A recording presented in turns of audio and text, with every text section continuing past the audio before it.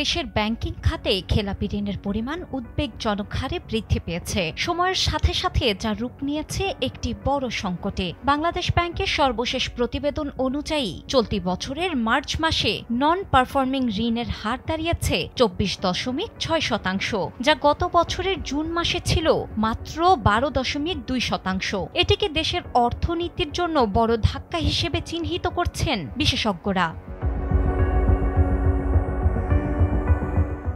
রাষ্ট্রায়ত্ত ব্যাংকগুলোয় এই সংকট সবচেয়ে গভীর। জুন মাসে ব্যাংকগুলোর খেলাপি ঋণের পরিমাণ দাঁড়িয়েছে প্রায় 1,52,755 কোটি টাকা, যা তাদের মোট ঋণের 44.6%। বেসরকারি বাণিজ্যিক ব্যাংকগুলোর খেলাপি ঋণ প্রায় 4,25,660 কোটি টাকা, যা মোট ঋণের 32.9%, এবং বিশেষায়িত ব্যাংকগুলোর ক্ষেত্রে এই হার 39%। অন্যদিকে বিদেশি বাণিজ্যিক ব্যাংকগুলোর খেলাপি ঋণের হার মাত্র 6.1%, যা পুরো খাতের তুলনায় উল্লেখযোগ্যভাবে কম।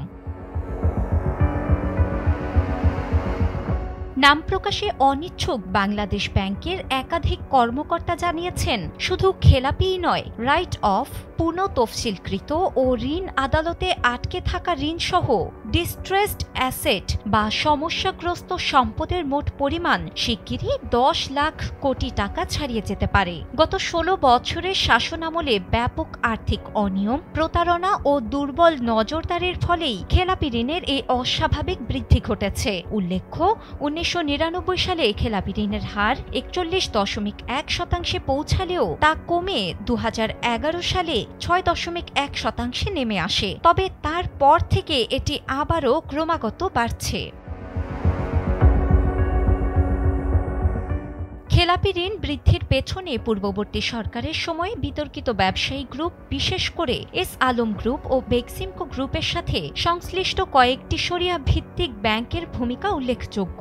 গত বছরের আগস্টে সরকার পরিবর্তনের পর এ ধরনের বড় ঋণ গ্রহীতাদের বিপুল পরিমাণ ঋণ খেলাপিতে পরিণত হয়, যা পুরো ব্যাংকিং খাতকে অস্থিতিশীল করে তুলেছে।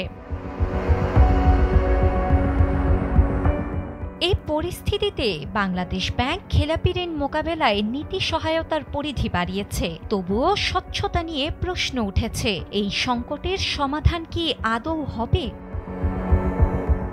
শিলা ইসলাম, সময়ের আলো।